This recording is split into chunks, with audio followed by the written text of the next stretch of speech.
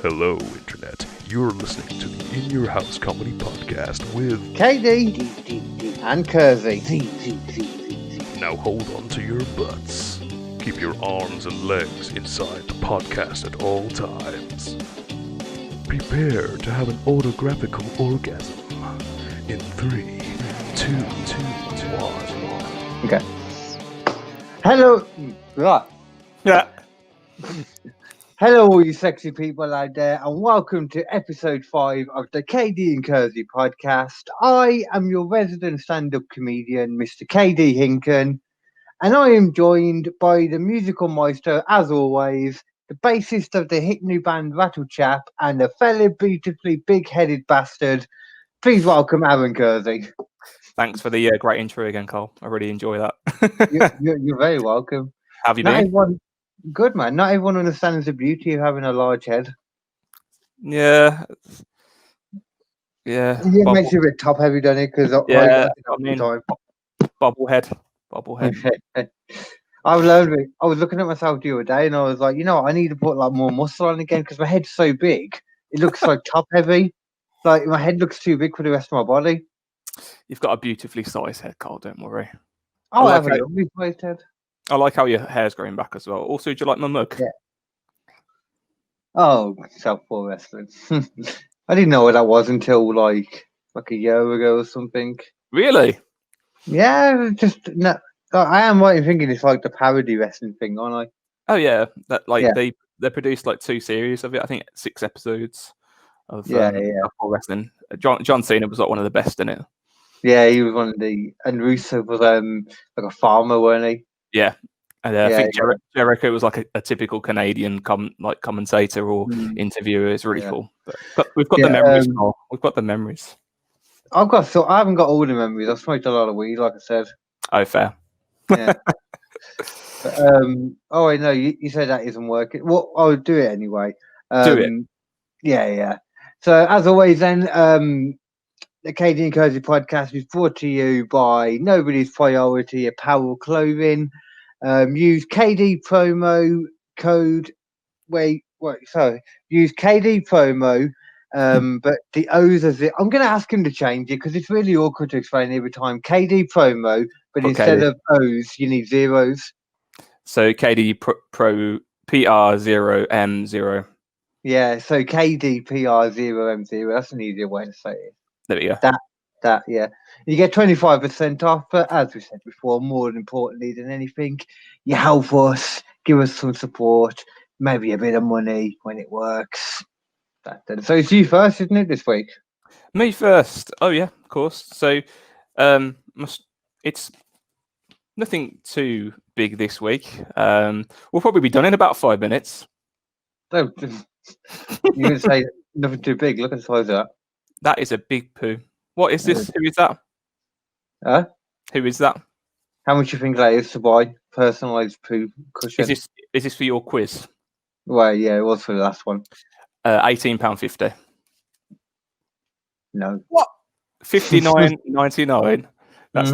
That's disgusting. I mean, it's disgusting anyway. A giant size poo with your face on it anyway. So great. When you said you got a Reddit story, then I'm guessing you mean like a real life one. Yeah, it's real life. Like there's no bullshit in this. Even though people kind of thought that the person was bullshitting. So we'll get into it, and we'll just sit back and have a read through, see what you think. So I mean, I can't really sit back and have a read through, but you can. I can. I'll read it to you, and we'll have a sit back and enjoy it. A new setup today, by the way. I like it. Yeah, I mean, different. Although to be fair, I think it was more further back last time. I hardly slept last night, man. I had a really bad night's sleep, so I've just been focusing on staying awake more than anything. Fair play to you. Right, busy lad. No, I couldn't get to sleep, man. It was one of them. Well, hopefully I don't put you to sleep with my story and my storytelling. So, but yeah, I'll jump on in. So this was actually from 5 years ago by a Reddit user by the name of Bradbury 1920. I come across it on Reddit about 6 months ago, The amount of things I read on Reddit about ghost stories or people's advice, people looking for advice on Reddit, and people give that advice, and sometimes it turns out well. And this is one of those stories. I've never even been on Reddit. You know, I couldn't even tell you what to do on it. You should. Maybe I'll give you some. Maybe give you a little tour guide of Reddit and how to use it. I probably could if I went on to it. I just never have. Come on, man! You're younger than me. You should know how to use all these websites. Our generation's pretty good at adapting. Yeah, we should be. But so yeah, this one's from 5 years ago, and the title of it is "Post-it Notes Left in My Apartment." Have you ever come across this before? No. No. Don't think so. I found it 6 months ago, and then I looked it up more on YouTube as well. Just sort of people's takes on it and whatnot. But it's quite interesting. So I'll start off. So posted by R. Bradbury, 1925 years ago. So he starts off with, on the 15th of April, I found a yellow post-it note in handwriting that wasn't mine on my desk, reminding me of some errands I had to do, but I told literally nobody about. Well, this is odd. I chalked it up to something I did in my sleep, so maybe like sleepwalking, little post-it notes, you know. Thinking maybe. What was that? Sorry. I'd say it probably happened, wouldn't you think? Yeah, you would think so. Yeah. Thinking maybe in my half-awake state I scrawled it so I didn't appear to be. Thinking maybe in my half-awake state I scrawled it so it didn't appear to be my handwriting. So I'm guessing the handwriting didn't look like his own, and it was all. Yeah. He was half asleep. Untidy. Yeah, I get that. Untidy. So he threw the post-it out and he thought little of it. Now, on the 19th of April, I found another post-it note on the back of my desk chair in the same handwriting as the previous note. So again, very messy. Can't decipher, if it's his own handwriting. Telling me to make sure I saved my documents. It's a bit weird, isn't it? Wonder what he meant by that. It's like you got the physical version of the paperclip from Windows just shouting at you. Save your documents. Yeah. Hey, guys. Where are we? So I was freaked out. Of course you would be. But there was no other signs of a break-in. So I set up a webcam in my house, aimed at my desk, and used a security cam app for it to record after detected movement. I could just someone's written post-its in my house. Oh, yeah, it must have been a break-in. It's a burglar messing with me or my landlord, apparently. So you can come up with that assumption. On the 28th, I woke up to find another post-it note. This one saying, our landlord isn't letting me talk to you, but it's important that we do. That's cryptic, isn't it? Okay. So I immediately checked the webcam folder on my computer and found nothing from the night before. But my computer's recycling bin had been emptied, which I'm certain I did not do recently. This indicates that someone had noticed the webcam and deleted the files. Ooh. Okay. They were just saved straight to the folder on my desktop called webcam. So this is not there anymore. So today... What? What? The folder disappeared or something? Yeah, so basically the files were all deleted. Okay, yeah. And the folder on his desktop was called webcam. So when he was recording, it was installing itself onto the desktop, I suppose. And it would go to a folder called webcam, but that wasn't there anymore. Okay, yeah. So today, on the 1st of May, I found another post-it, this time on my door outside of his apartment, with nothing written on it, so it was blank. And there also appeared to be post-its on many of the doors in my apartment complex, all blank in different colours. So if you can imagine, all the way down that corridor on other people's doors, red, yellow, orange, blue, pink, whatever colour you could find. I think it's like pride or something. Yeah. So follow the rainbow down the corridor. All different colours. Had no idea, but this time they were blank. Follow the big horny man. What was that? Follow the big horny man. Carry on. So, of course, he's gone to Reddit for advice, and he's asking, do I have a legal recourse here? I have no proof except for the post-its, but those are written by my pen and on my post-it notes. So I could, potentially he could have faked those, he or she. And like you said, he's solidly halfway answering his own question. I have no proof, but yeah, it could be me. I don't know. I could be half asleep doing it. So it could be, but you've got no proof either way. Not at all. He then states, would contacting the police get me into any trouble if they can't determine an outside source for this? It won't get him into trouble, would it? This guy's an idiot. Why would you think it would get you into trouble? You'll see why. You'll see why in a minute. Unless you're super crazy, but maybe you need to if you're doing this. If you're putting post-its everywhere, like the last lot just seemed like, if anything, he was telling himself or someone was telling him to get more ink or something, or get new pens because they ran out. He's going to need more post-its at this rate, isn't he? If he's will do, yeah. plotting them all on the doors.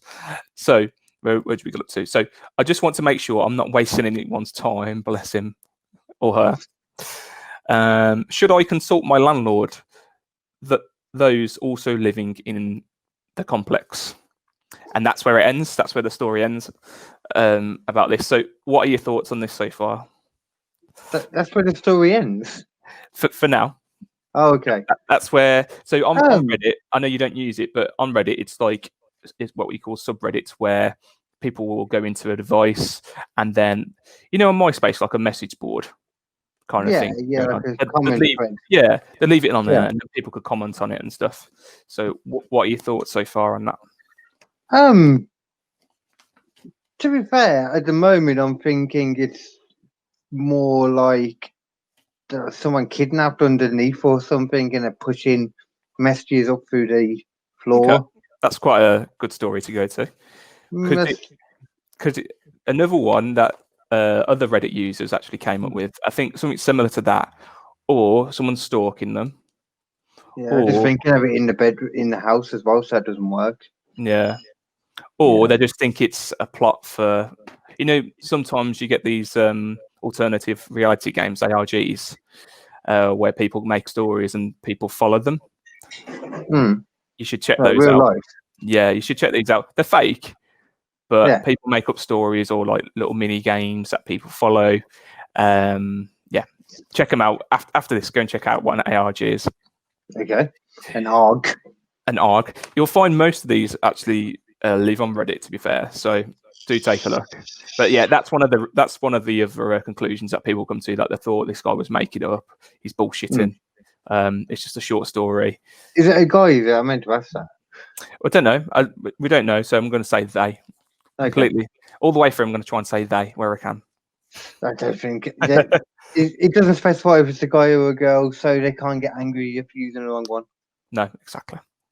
So the top comment on this discussion is from a user called Kakalak. I'm going to spell this out to you how his username is. KAKKERLAK. Kakalak is how I would pronounce that. Kakalak. That's great. This is one of the what's good old Kakalak say? So good old Kakalak. What's the Kakalak about? Same year, so 5 years ago. It's annoying on here. It doesn't tell you how many days after. About today, I don't know. I can't do anymore. So he says in his comment, "You seem sincere, and this doesn't appear to be the plot of some short story." There you go. So because people were going back to this user saying, "Oh, it's just a short story," you're making it up. What you're on about? Like, it sounds weird. Sounds like you're sleepwalking. Oh, he's just a bit meta. Maybe he thinks he's Deadpool. That's a good point. Sorry. Yeah, go on. It's all right. So Kakalak also states that it's possible that your landlord is leaving you the notes inside your apartment, but that doesn't make any sense in the context of how you're describing them. It's likely that you're writing the notes yourself, but you're forgetting. Do you use post-it notes as reminders in any of the parts of your job? So, I mean, it sounds like he had a lot of post-it notes. So maybe he does use a lot of post-it notes for his job. Well, And he leaves himself reminders, like at work. I do, for instance. yeah, if they were his, like, I'm assuming the ones he said the ones in the house were his, but I'm assuming the ones outside wouldn't have been. No, Yeah. but they could have been. He just didn't realise it. Yeah. So he does state, yes, this might be a mental health issue because people were going on and saying like, oh, you're having some sort of episode. You know, you might want to get some help, go to the doctors. You may need to be on some medication. He does go in to say it might be a physical problem. So on previous comments from the user, which are Bradbury, which is the person that's left the post-its that we believe, he's mentioned that he has a narrow bedroom with no windows. So Kakalak, the person who commented on it, states that, is there a chance you're not getting enough ventilation when you sleep? Or that there is a carbon monoxide leak in the building? A cheap CO detector, which you should have anyway, is a fast way to find out. You'll also know if you're suffering from sort of carbon monoxide poisoning, because you'll have really bad headaches, and that's what it states in there. You know your own medical and mental health history and your other experiences. If you think these incidents might be you, writing notes to yourself, there's no shame in getting someone qualified to give you an opinion. So again, someone's saying, you know, you need to get someone's just assuming, yeah. Yeah. Like, it must be you. It must be you. It can't be someone coming in. It just must be you. But good old Kakalak has given some good advice there about the carbon monoxide detector, because our Bradbury comes back to him, or her, they. I do have really bad headaches, and I actually already do have a CO detector, but it's still in the box, and I need to plug it in. Well, Jesus. Where's your mind going now, Carl? Wait, do you even plug them in? I thought they were just like little squares. Yeah, so we've got one. So this is an important thing to make sure you've got carbon monoxide detectors in your homes. We've got one. It's separate from our fire alarm, and it's just like about that big. And I think it's battery operated, and it just sits in our kitchen. Oh, okay. But again, this might be someone from America. I don't know too much of the background on here, but they may have ones where you can put them in a plug socket and flick them on or whatnot. So it actually turned out, this is the big reveal. Oh, wait, what? So is this the end of it now? Yeah, so this is the end. So let me try and think what it might be first. So. Go for it. I mean, there's not really that much info, to be fair, as to what it could be. And this is the thing about this. There's not much info about it, and that's why people would just jump into conclusions and saying you've got mental health problems, you're sleepwalking, you're making it up. People it did seem that was the main thing I felt anyway, was that people would just jump to assumptions very quickly. Yeah. What's your verdict? That. Well, I don't see why at the moment. I don't see any reason as to say it's him. Yeah. Although actually with the carbon monoxide thing, they're an idiot as well. But doesn't mean they're a crazy idiot. No. So the end of this story turns out that good old what's his name again? R. Bradbury actually had carbon monoxide poisoning. Oh. So in the latest comment, he says, thanks to everyone who sent suggestions and gave me advice on how to proceed, especially to those who recommended a CO detector, because when I plugged one in, it read at 100 ppm. I'm just going to find the 2 seconds. Sorry, man. Edit this bit out. So with carbon monoxide, there are some levels that are found and their symptoms. So when the levels are too high, these are the kind of symptoms that you would get. So at 50 ppm, there's no symptoms for healthy adults. According to the Occupational Health and Safety Administration, this is a maximum allowable concentration for continuous exposure for healthy adults in any 8-hour period. 200 ppm, slight headache, fatigue, dizziness, nausea after 2 to 3 hours.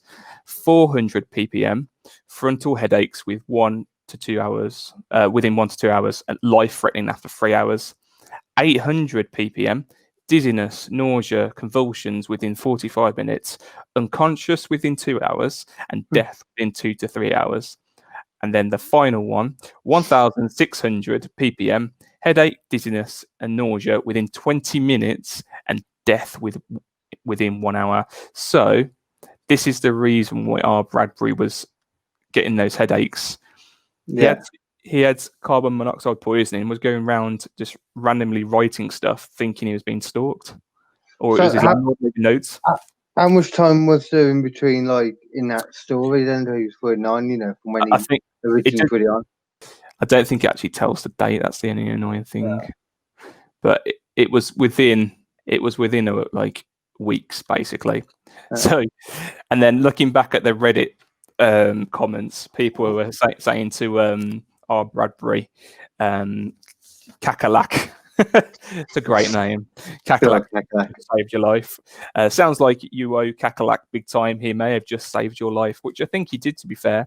He was one of the main people who pointed out that it might be ideal to plug that CO detector in. Well, the person's a fucking idiot. If they couldn't work out that they needed to plug it in, then they're going to die in some way. Like, they're not going to be able to have someone there to point stuff out, obvious stuff to them all the time. Well, I think people forget how important it is to have one, or have one operating. People just forget how important it is to use common sense, apparently. I know. If something needs to be plugged in, you need to plug it in. Can you imagine that, though? Like, for weeks, you're just wondering why these Post-it notes out, and it turns out it's just you. You've just poisoned. You've just been poisoned by carbon monoxide. That's crazy. Man. I don't even feel like I could fully believe that guy, to be fair.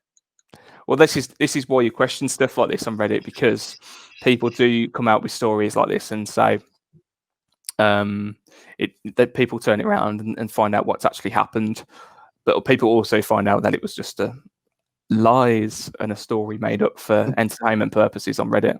So you've got to be careful. But you do have to be careful of carbon monoxide as well. So anyone listening, make sure you've got a detector in your homes. Like a public safety announcement by Aaron Kersey. Thank you. But yeah, I came across that one about 6 months ago or so. I watched a couple of YouTube videos about it as well, just people saying the same sort of thing we are. I think, looking back now, there is an edit from Kakalak when he spoke to our Bradbury. So on Reddit, you can edit your post and just say update edit underneath with edit. So now we're 5 years from this point. He says, years later, and the good folks at WBUR, Boston Public Radio, maybe they're from Boston. He's from Boston. I don't know. Have turned this thread into a podcast episode, like us. Yeah. as part of their Endless Thread. Endless Thread is another group on Reddit as well. It's a cooperative project with Reddit, complete with the awesome art and title and interviews with experts on the topics of sleepwalking and poisons, but not on webcams or landlord-tenant law.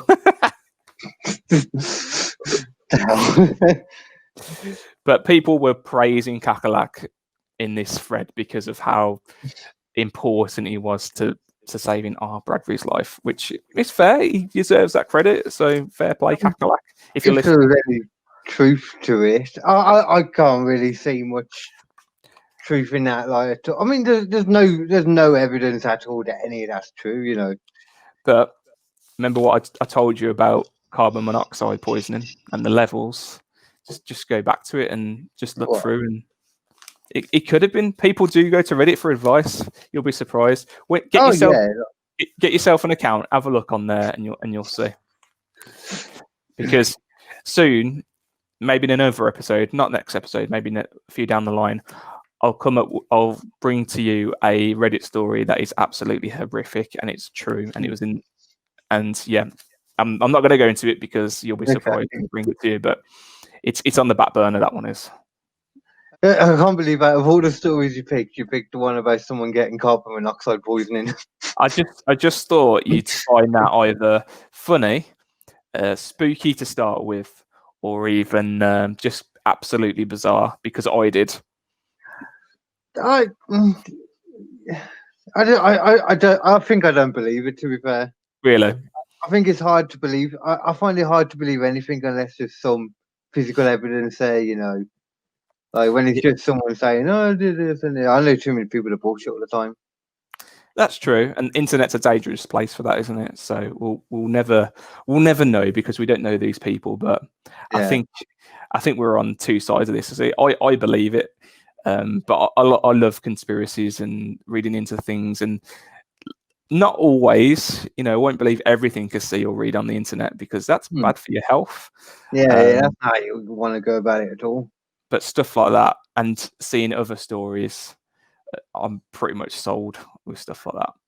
I think Dom has told me some Reddit ones before, but I feel like the ones he tells me are like kind of horror-based, not real ones. Fair. See, that's the problem. I think that's the problem with stuff like that. I do see a lot of ghosts, horror-related ones, people breaking into other people's houses. I saw a couple of those, and I thought I might bring those to you, but I wasn't sure how you're going to take those. Yeah, but I did seem to remember you said something about doing ghosts. Yeah, there's a few ghost ones. Like the sleep paralysis stuff that I brought up a few weeks back was actually stuff I found on Reddit as well. I've actually got a few posts on sleep paralysis on Reddit one, but a lot of people have had really nice positive comments on there, so it's a great place for it. But is Reddit the one that's tagged as the front page of the internet or something like that? Not sure. I think so. I think it's something like that. Yeah. Is that its tagline? I never know. I think because I barely really look on Reddit like that. I just kind of search stuff. Like, for instance, I'll search wrestling, and a subreddit feed will come up with like WWE, AEW. I'll search ghost stories and stuff like that will come up. But that one is just weird. I want to do one about ghost story, like a ghost one, but it's really hard to find something that has facts there and that, as well. It's true, but ghost storytelling would be pretty good around Halloween time, so maybe that's something we can come up with. Yeah, like Skinwalker Ranch and that. Yeah, definitely. Yeah, and the then again, that's more aliens. The other side of what I was thinking of. The what's it called again? The lights. Phoenix Lights. Phoenix Lights. Yeah, I think that would be great around Halloween. People. Yeah. If they want to tune in and listen to some scary tales, get some orange and black kind of theme going on for the Halloween theme. Halloween this year will be the safest holiday of them all, because everyone will be wearing masks. Actually, you've made a great point there. They're really going to profit, aren't they, from Halloween this year? That's a really good point there. I might go trick or treating this year. Maybe I can pass as a 12-year-old being 5'6". Yeah. Okay, so I'll go on to my one now then. Yeah, what have you got for me this week? Actually, I know, don't I? I think you know the main story of it, which is good though, to be fair, because we can chat about it as we go through, or if you remembered anything differently, you can tell me as well. Yeah, that's fine, man. I'll see where we can jump in, but I'm interested to let you present it to me, so go for it. Yeah, so this is the I thought of different ways that I could present it, and I thought the best way to say it would be the pizza bomber murder case. So this is the story of the pizza bomber murder case. I see your carbon monoxide and they raise you murder.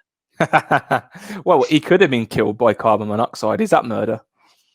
I suppose it's if they do it on purpose. Yeah, definitely. Weird way to go about it. It is. But August 28th, 2003 then. Yeah, so the manager of the pizzeria got a call through, and he couldn't understand what the person on the other phone was saying. So he passed it over to pizza delivery man Brian Wells to take the order, take the address down, which he did it all as normal. They realised that the address was actually an abandoned radio site off just outside the town of Erie, where most of this goes on. It's a great name for something like this. Like Erie in Indiana. Great show. Is that no? It's Erie, Pennsylvania. Pennsylvania. There we go.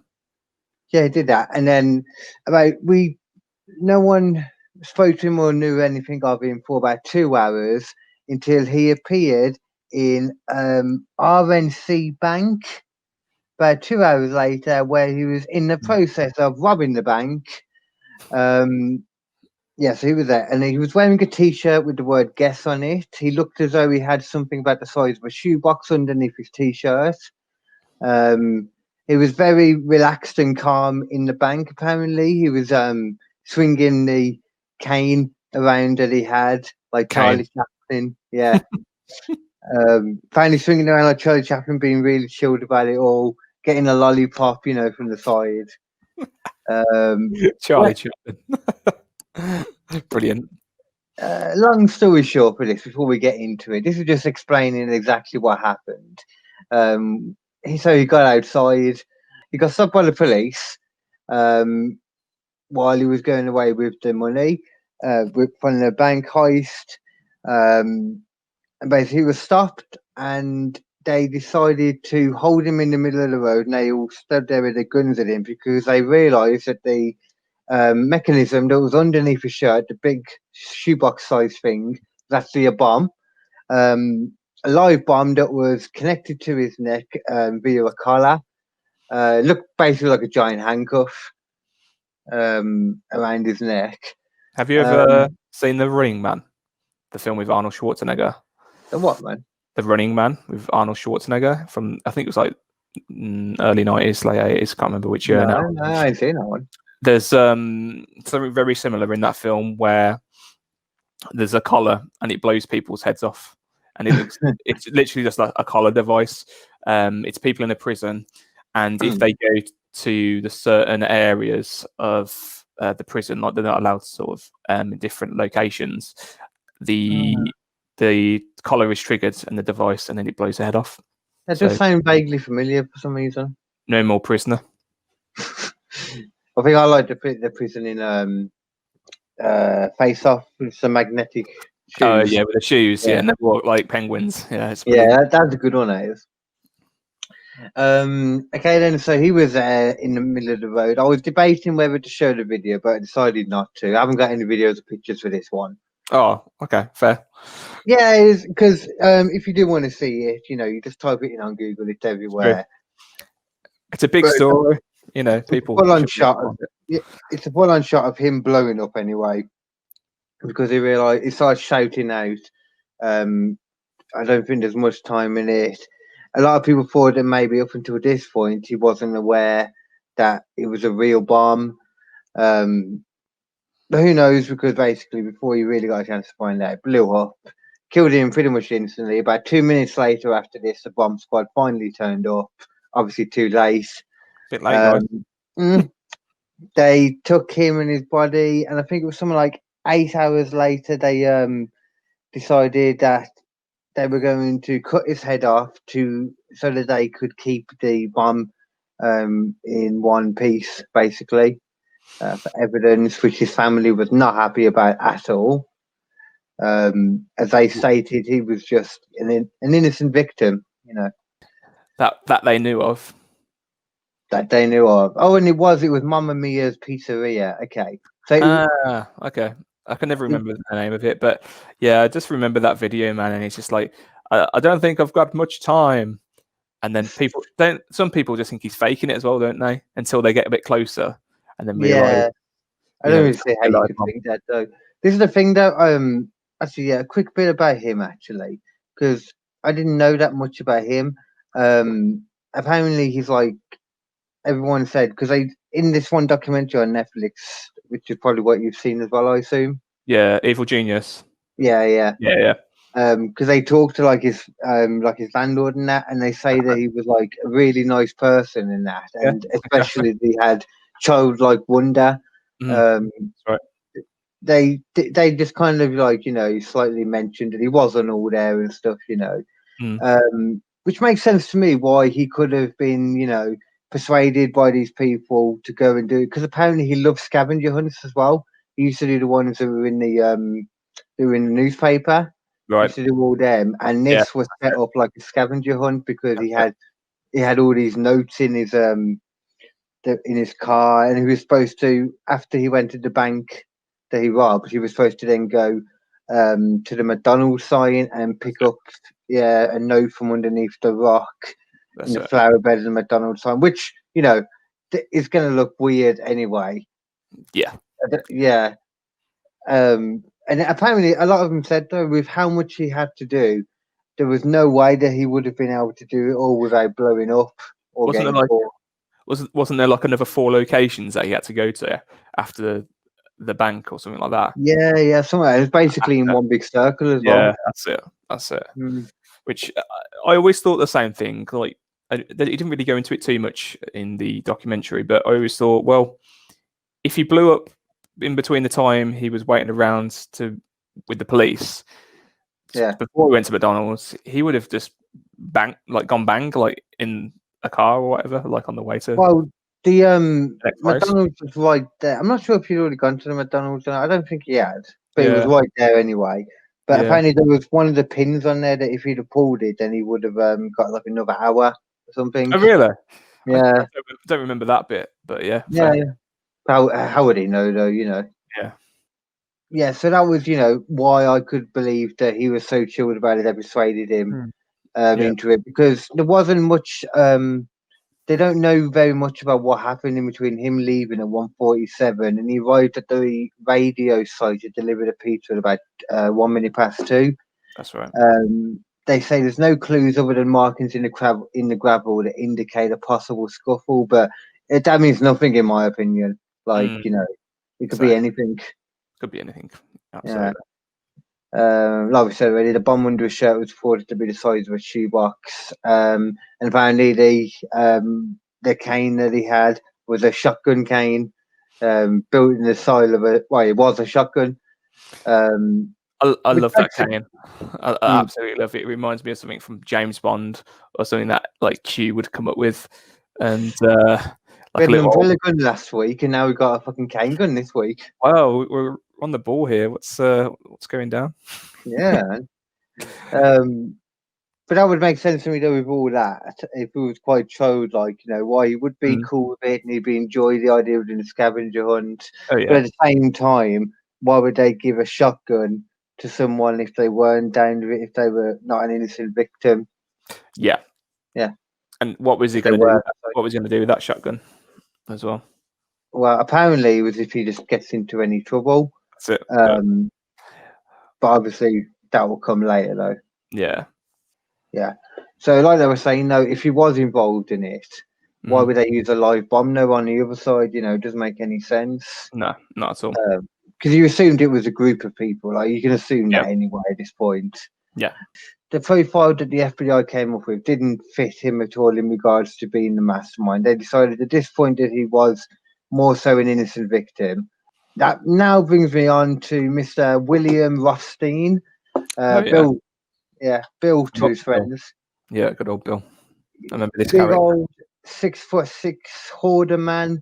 Who's a mechanic, handyman in general, super smart. How long was this? I think it was about 2 weeks or 3 weeks after the bank robbery. He rang up the police and he stated at 8645 Peach Street, which was his house, in the garage, there is a frozen body. It's in the freezer. He stated he was storing it as a favour to a friend. And the friend was Marjorie, who was also in the house in a different room at the time. Good old Marjorie. Mm-hmm. I like how he said he was storing it for what? I never quite got why he said I was storing it. Like, to eat later? Well, I suppose it makes sense that he specifically was storing it because that's why he called him on it, because she wanted him to dispose of the body in like. That's right. Yeah, that's too far for him apparently. I'll hide it. I help. You killed him and stuff. You took his life, and I'll help you deal with that. But I don't want to cut him off. Yeah, that's not nice. Fucking weird. That's disgusting behaviour. Because he's so tall and he's up on that high horse of his. Very good. Very good. It later came out that the body was that of James Roden, which was Marjorie's current, obviously ex now, Yeah. boyfriend, who had died due to a shotgun blast. It had happened 6 weeks prior, so before the bank heist as well. And his place was that the only connection between him and this other thing at this time, the bombing bank heist, was that his house was like 5 minutes walk away from the radio site. That was the only connection between them. However, that changed. He agreed to testify against Marjorie for immunity in regards to the murder. He stated he was depressed, though, before this time, and he was unsure what he was going to do in regards to hand himself in or hand Marjorie in or kill himself. When he was originally going to kill himself, he wrote a suicide note, which he then showed to the police, just to prove his story, I guess. But at the end of the suicide note, it stated, well, so blah, blah, blah, blah, blah, blah. And at the end, it says, this has nothing to do with the Brian Wells case. No, it doesn't. No, No, absolutely not. no. Because, like I said, until this point, it didn't have any link whatsoever. No. But now. You know, he said he was smart. Yeah. He was not that smart, was he? No, apparently not. I like to think he was. Yeah, he was a fucking idiot then, actually. Do you reckon he had CO2, carbon monoxide poisoning even? And he was like, just write whatever you want. He was just blinded by vagina, I think this guy was most of the time. But speaking of vagina, though, Marjorie DeLay Armstrong, she is the specific person that they refer to in the Evil Genius. She's a titular character of that. Titular. I will say one thing. As soon as I watched this, because I watched it before, watched it again like the other day. Mm-hmm. It sounds bad to say it, but the main woman just reminds me of. Actually, I can bleep it out now. It reminds me of my so much in every way, man. The way she acts, the way she talks. What about the way she looks? Because in the pictures, in the old days, because you see like the development of her face just changing throughout the years. Like it's taken its toll on her. Like this, like the whole story is like really taking its toll on her. I think it's just being an unhappy dickhead person. It just grinds away at your face. I'm not an unhappy dickhead person, and my face is like completely changed in the last 5 years. Well, you look pretty much the same as I remember you looking. Oh, that's very kind of you. I got shit memory, that's all. However, the profile that they had, like I said, didn't fit well. So it didn't fit Rothstein either. But they realised it did fit Rothstein and Marjorie as a pair in regards to the robbery. So because of that that note, they started looking at them all, obviously. She was a super hoarder, even worse than the other dude. A house was filled with, they show you it's ridiculous amounts of rubbish. There's poop everywhere, apparently human poop. It was disgusting. Absolutely. Two dead cats, but they did leave water in for the cats that were still there rather than take them out. I don't get that. Very, very kind of them. Do you know what they could have done with? Remember that TV show where the two ladies come in and clear up? Like what was it called? Yeah. I remember she had like paranoia and narcissism traits. She had a personality disorder and something else. Also, in 1984, though, that body that was in the freezer wasn't the first partner that she had killed or shot, even with a shotgun. Because she had a habit with it. There's Alexa. She got a habit of this. She actually shot her ex-husband, Robert Thomas, in 1984, but was acquitted as she stated she was a victim of domestic abuse, which I guess so many women got out of murders for that. And still do, probably. Especially in the 80s. That's the thing. I always hear that. Why is it always men, like the serial killers? I'm like, no, it's not. It's just women are better at getting away with it. It's very true. Unless you're Eileen Warnes. Unless you're Eileen Warnes. You ever heard about her? Eileen Warnes? Warnes. No. Who's that again? Someone else. No, she was a prostitute, and she was treated really.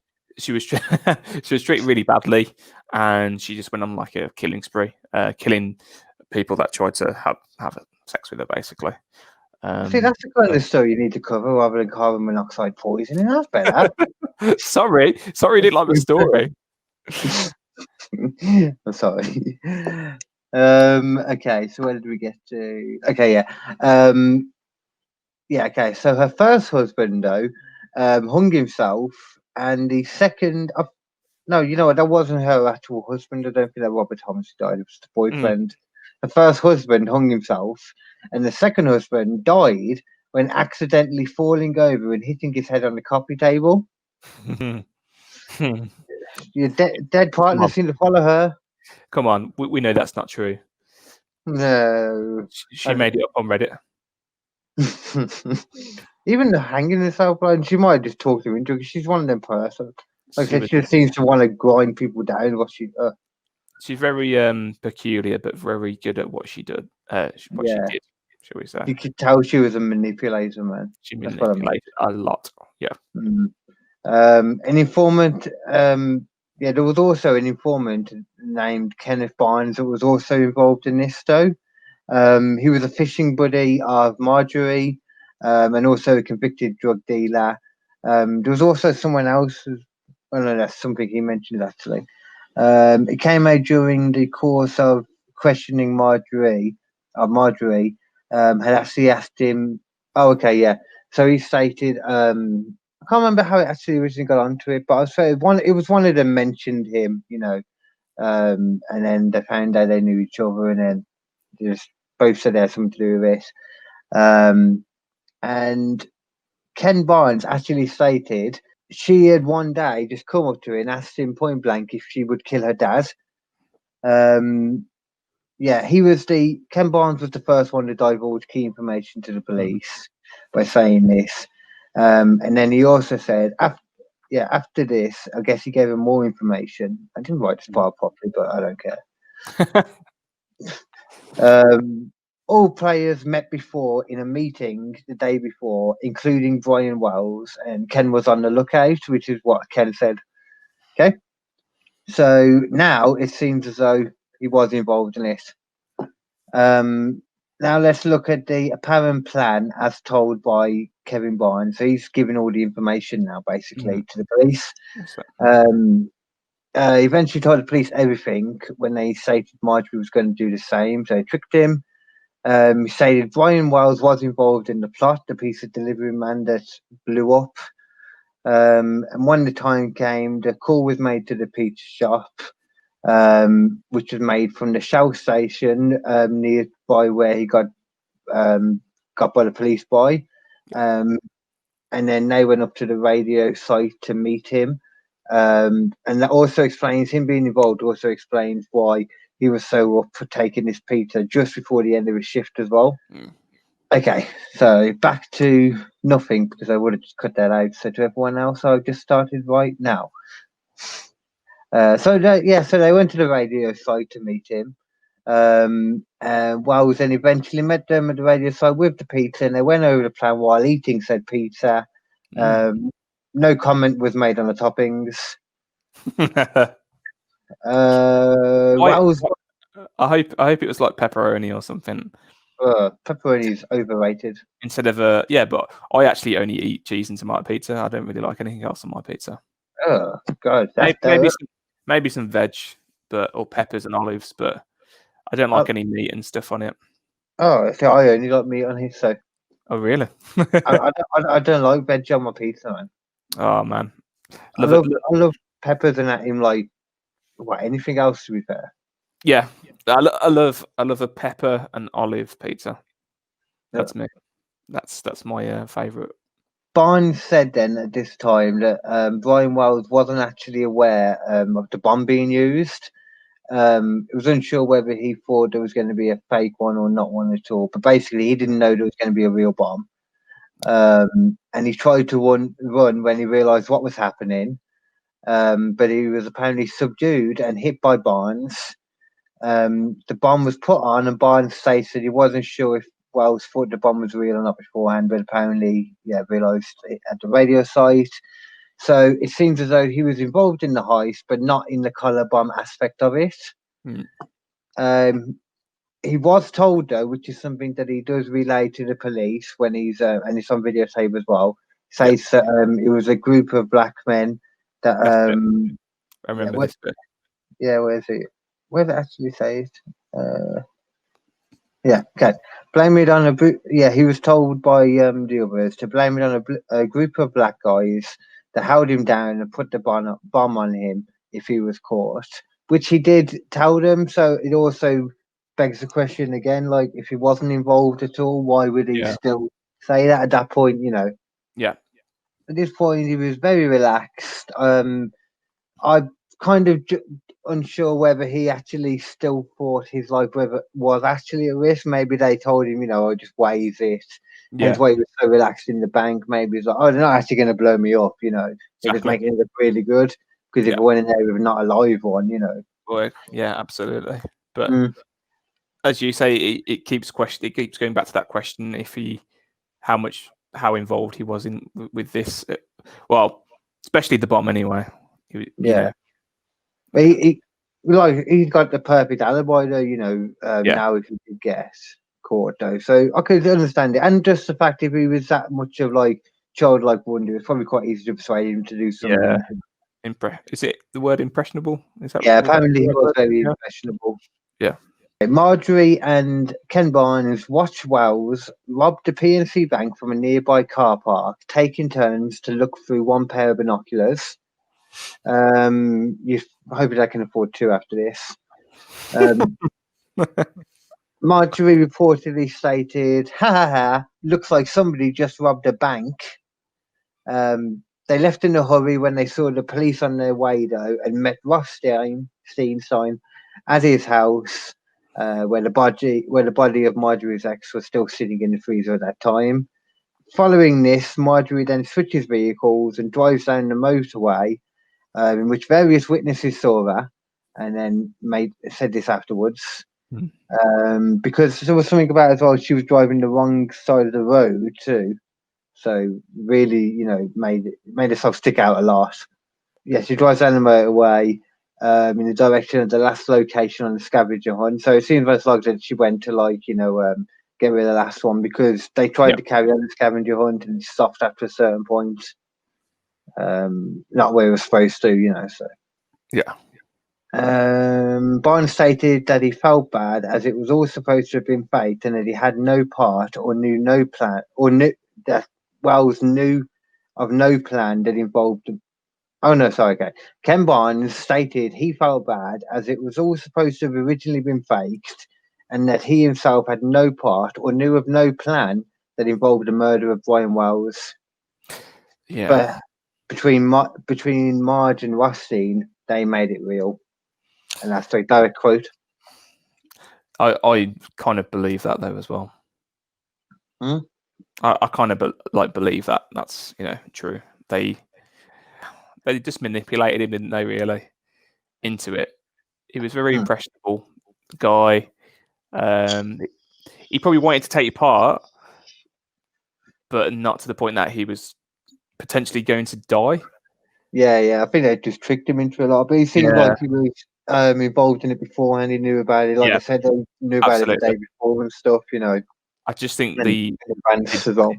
Well, yeah, I just think the bomb was like the icing on the cake for him, and they practically sentenced the guy to death. Basically, yeah. So there was Rothstein, Marjorie, Wells, Barnes, and there was someone else as well there too called Floyd Stockton, a former roommate of Rothstein, who was hiding out there to get away from a rape charge, I believe it was. But by this point, he was in prison. This was weeks after when they've already been questioned by the police and all that now. In there, he was in prison for rape in Washington State by this point. Yeah, upon talking to him, he did state. I don't know why they never really mentioned why it took so long to talk to him, but I'm guessing just because he was in a different place, Yeah. He stated he was there and all that, and he actually assisted in placing the bomb collar around around Wells' neck.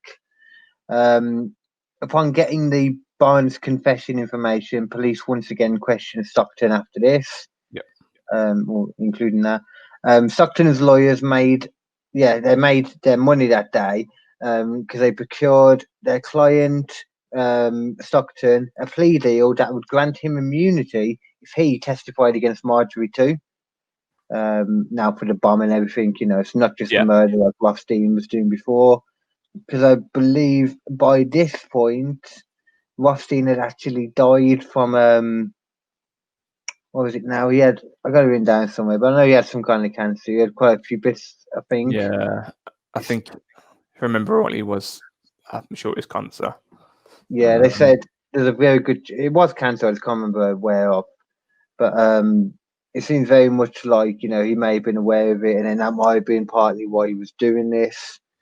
Why he wrote the suicide note, it could have been more like a confession there. Yeah, and also like his reason for needing the money doesn't really make that much sense to me because it's I was just looking and it's non-Hodgkin's lymphoma.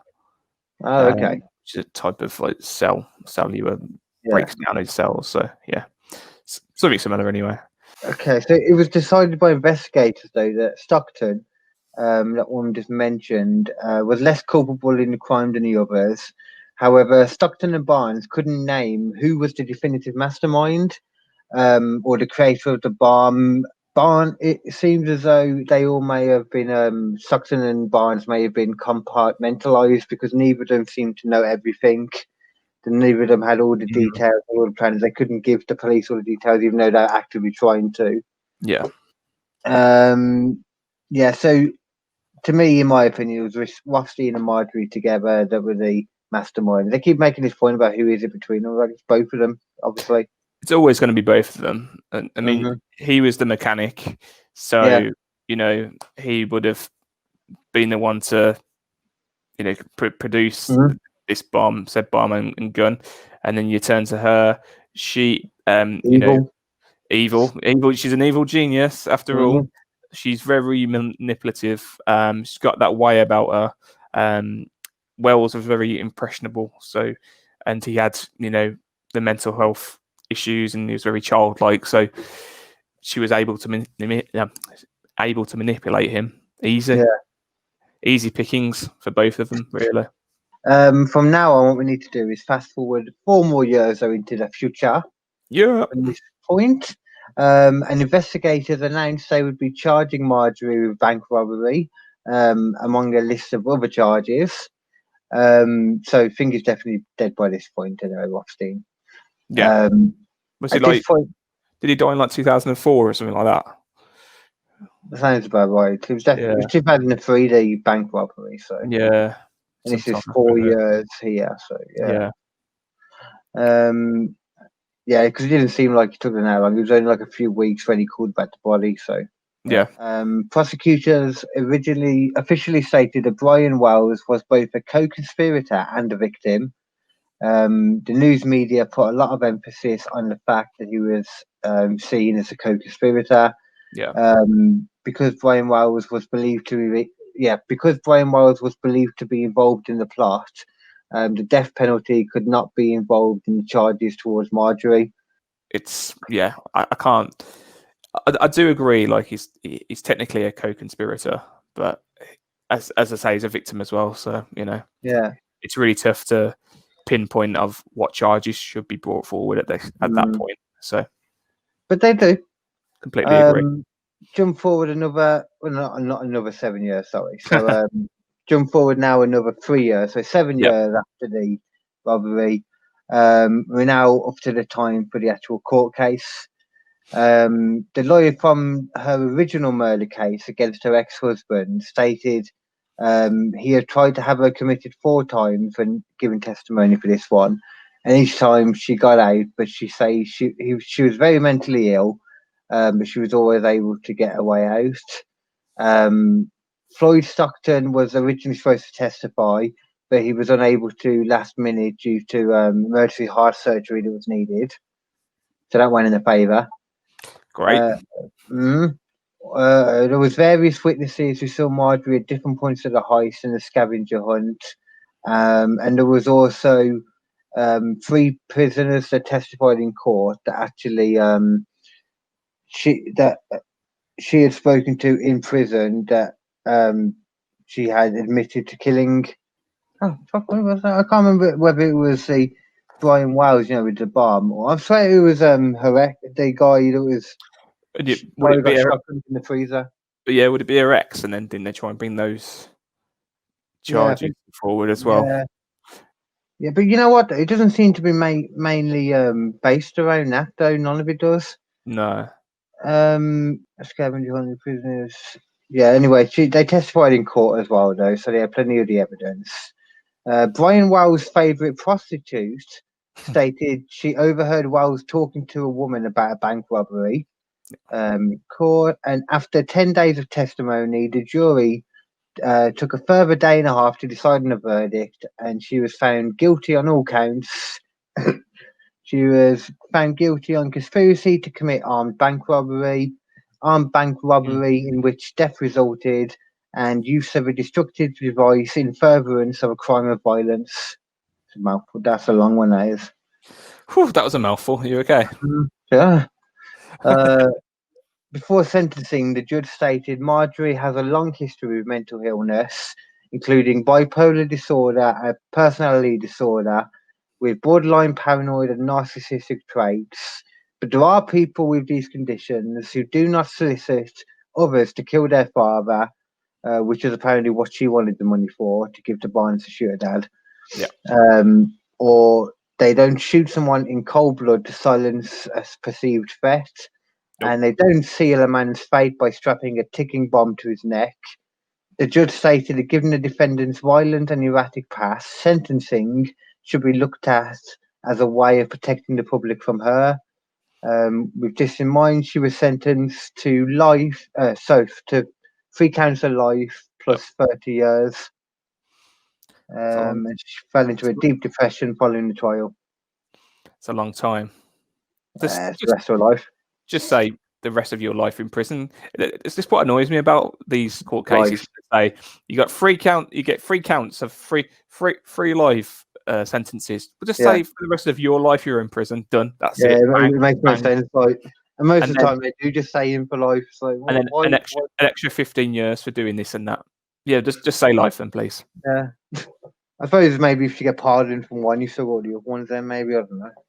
I will say though, and I know he's turned around and said she had bipolar and it doesn't excuse her or anything like that, but I have to say it's true. I had an ex-girlfriend that had bipolar and she never strapped a bomb to my neck. Yeah. So there you go. Yeah. So lastly then, investigators stated there was still a multitude of unanswered questions from this case. Yep. Marjorie told a filmmaker that she had been speaking to for the past 10 years. That Wells was involved, but she got erratic at him, saying she wouldn't talk to him anymore when he was asking about it because he'd been talking to her. So basically he was saying that if Wells wasn't involved on a heist, then there is no statute of limitations on murder, and the co-conspirators will be charged of his murder at any time still, which is why he feels that maybe she doesn't want to talk about it or even go into it, Which, I mean, I suppose it makes sense anyway. Yeah. Even if that was, why even talk about it? It was proved that he wasn't in it. However, though, Wells' favourite prostitute wound up in the same prison as Marjorie, and because of this, the filmmaker ended up speaking to her about the situation too. Because she found out from Marjorie she was there and he got the details, etc. Because you knew the prison by this point. Yeah, so he asked her about Brian Wells. She stated they were friends and he was a nice guy. And she had special feelings for him, as she put it. She went on to say it was probably love and all this. Yeah, I don't know though. She said Marge was lying, and that Marge came because she was saying all this stuff about Jessica, the prostitute's name is, Yeah. which was all bull anyway. And they were just arguing a bit anyway. And then Marjorie discovered the filmmaker was talking to Jessica. Jessica eventually managed to get a transfer to another prison, and then asked the filmmaker, Trey, if she could do an interview for his documentary, which he tried to get her to do before, and she blew him off the one time, and so he was quite happy about this. What? She blew him off? Yeah, and she would have been happy about that. She stated she was hurt. Oh yes, she said she wanted to do the interview documentary because she was hurt that she could do this for someone she cared about so much. Yeah. She stated that Brian Wells was in actual fact innocent. So she said that one day she went into Ken Barnes' house, and he was sat there with a couple of friends, Marjorie and Rothstein, and that Stockton dude. Yep. Actually, he doesn't say he was there. Actually, he might have just been pulled into it from Rothstein. And they were talking about robbing a bank. Barnes then said to Jessica that he wanted her to go find a gopher to rob the bank for them. Yeah, I remember this bit. Yeah, I'd forgotten all this. A gopher was someone who they could scare into doing the bank robbery for them. That wouldn't call the cops, and hopefully would just see it as a scare tactic as well. He gave her $5,000. She got high for 3 days, and then he agreed to give her more crack if she could give him the gopher's name. She said that Brian Wells was a pushover and that he could do it. The guy she loved, apparently. Nice. Yeah. To be fair, she did it for the crack. She did it for the crack. Yeah, I can understand. Literally, she did it for the crack. She did it for the crack. She did it for the people.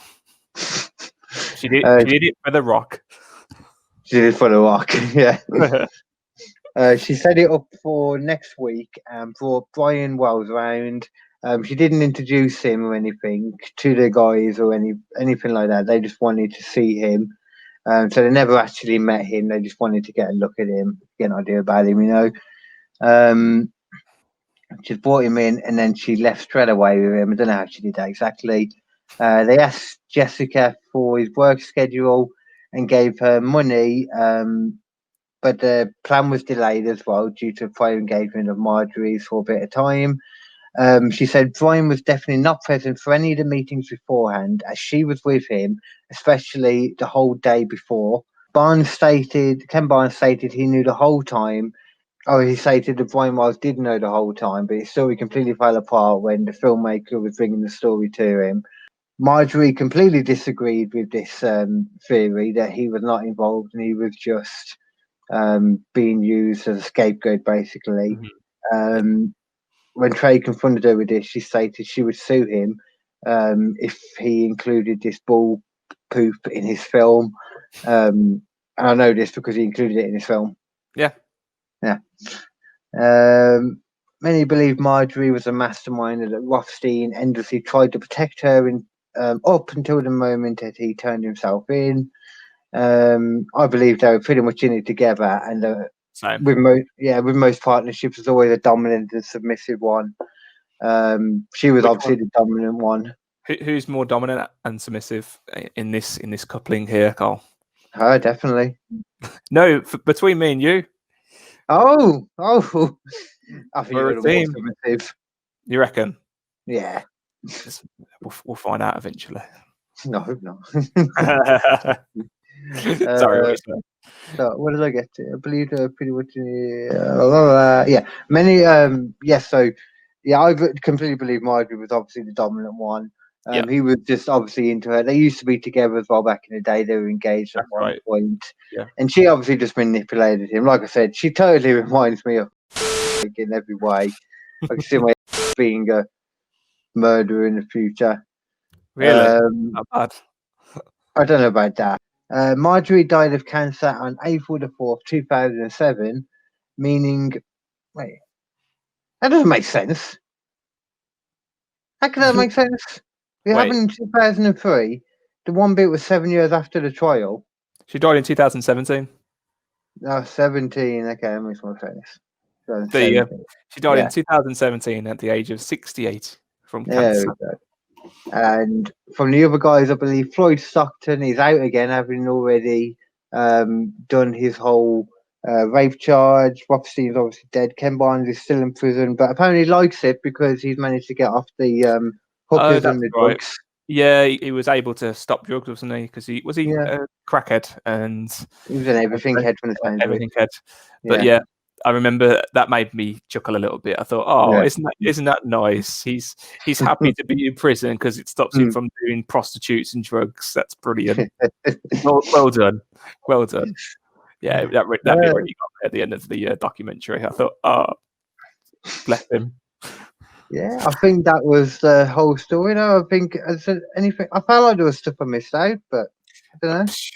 Yeah, people will have to watch the documentary to get the full context of it. I think anyway, it's hard to go into things, isn't it, and try to explain it as much as you can, especially if you may not have watched it recently. I haven't watched it recently. I watched it 2 years ago or whatever when it came out, but that one always interests me.